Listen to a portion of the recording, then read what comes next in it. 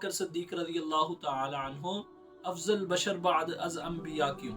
دیکھیں کہ اللہ رب العزت کے ساتھ کسی آدمی کی، کسی بھی انسان کی کوئی رشتہ داری نہیں۔ جو بھی انسان دین کے لیے جتنی قربانیاں دے گا، اللہ رب العزت اس کو اتنا جو ہے اس کا مرتبہ بلند کر دیں گے۔ اب صدیق اکبر رضی اللہ تعالیٰ عنہ انبیاء کے بعد تمام انسانوں سے زیادہ فضیلت رکھنے والے،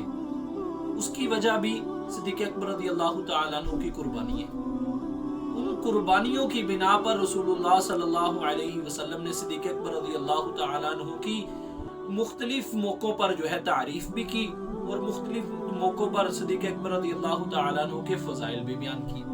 اب اسلام کے لیے صدیق اکبر رضی اللہ تعالیٰ عنہ کی قربانیاں دیکھی جائیں کہ میرے خیال میں صدیق اکبر رضی اللہ تعالیٰ عنہ سے بڑھ کر کسی کی بھی اسلام کے لیے کوئی قربانیاں نہیں۔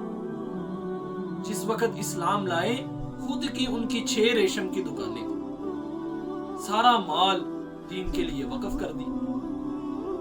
اور پھر رسول اللہ صلی اللہ علیہ وسلم کے غار ہجرت کے ساتھی اور غار کا واقعہ دیکھا جائے تو غار کے اندر جب صدیق اکبر رضی اللہ تعالیٰ عنہ حضور صلی اللہ علیہ وسلم کے ساتھ پہنچے، پہلے خود غار میں داخل ہوئے، اور غار میں داخل ہو کر جتنے غار کے اندر موذی جانوروں کے بنائے ہوئے سوراخ تھے، وہ سارے اپنے کرتے کو پھاڑ کر ان سوراخوں کو بند کی۔ ایک سوراخ باقی رہ گیا، اس سوراخ کے اندر اپنی ایڑی گھسا دی، اور پھر جو ہے جب سانپ نے آ کر ڈسنا شروع کر دیا تو رنگ جو ہے صدیق اکبر رضی اللہ تعالی عنہ کا بدل گیا۔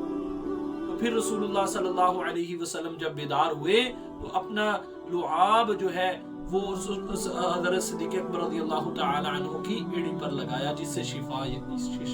یاب ہو گئی۔ حضرت عمر رضی اللہ تعالی عنہ کہتے تھے کہ صدیق اکبر رضی اللہ تعالی عنہ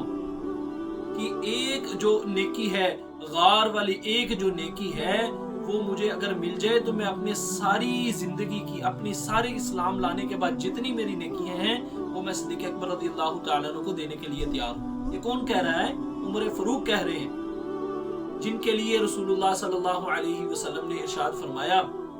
کہ لو کان بعدی نبی لکان عمر، اگر میرے بعد کوئی نبی ہوتا تو عمر ہو۔ غرض یہ کہ صدیق اکبر رضی اللہ تعالیٰ عنہ کی قربانیاں اسلام کے لیے سب سے زیادہ ہیں، اس لیے انبیاء کے بعد صدیق اکبر رضی اللہ تعالیٰ عنہ کا ہی رتبہ ہے، اور پہلے خلیفہ بھی وہ ہیں اور پہلا